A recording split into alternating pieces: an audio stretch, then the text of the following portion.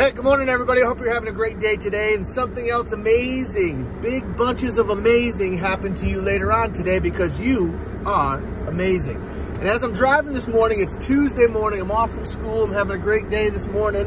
A little bit snowy out. I'm trying to get out of the Stewart's parking lot. It's one of those little teeny tiny Stewart's that haven't expanded their building yet. So the parking lot is like, wow. So, no, this guy's gonna hit me. All right. So I'm getting out of the parking lot here. I'm thinking about this snowy day, and I'm glad to be off today. And I got a riddle for you. A riddle. 5 frogs are sitting on a log. 1 frog decides to jump off. How many frogs are still left on the log? The answer is 5 frogs are still left on the log, even though 1 decided to jump off, because there's a difference between deciding and doing. That frog just decided to jump off and never followed it with any corresponding action. So his big green slimy behind was still sitting on the log with the 5 other frogs sitting on a log.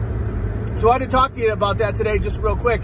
Just whenever I hear these little things as I go, it just reminds me of bits and pieces of my life, and where some of these things have been super helpful, or not doing some of these things have not been helpful or added value to my life. And I was thinking about back to my days when I was a smoker, and I spent, I don't know, maybe 5 years or so, or 6 years smoking cigarettes, and maybe a pack and a half a day, and it was just all the time smoke. And a lot of times I decided to quit smoking. And I remember when my wife and I met, and I was still smoking then, and luckily for me, she had a longer range vision. But anyway, so I was still a smoker then, and so we dated a bunch of years, and throughout the time that we smoked, she was like, man, smoking, I'm not a fan of that. And I was like, me either, but my body's addicted to it.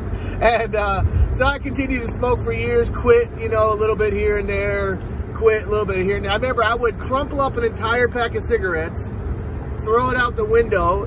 I quit. And by the time I got home, I had pulled into this whatever store and bought a new pack of cigarettes. And so that was not really a quality decision, because all quality decisions are backed up by corresponding action. So Marie and I dated for several years, and she, then we got serious. We're talking about getting married, and she had expressed to me, she says, I love you, but I really hate smoking. I don't have any desire to marry a smoker. So then I had a decision to make there. Did I love smoking more than I love being with my wife? Did I want to smoke more than I want to be married to my wife? And that was a decision that I got to make as a grown adult. And I decided that day to actually quit smoking, and decided and followed it up with the rest of my life with corresponding actions, which is I don't smoke anymore. Because the pain of quitting smoking was easy compared to the pain of having to marry somebody else. or just not doing something for my wife that I could do just because I love her. And so anyway, so that's, to me, a really great example of the difference between a decision and a quality decision. Every quality decision you'll ever make in your life will be followed up with corresponding action to make sure that decision comes to reality, as it comes to fruition in your life. So I want to encourage you, as you're out there today, go beyond deciding and put doing with deciding.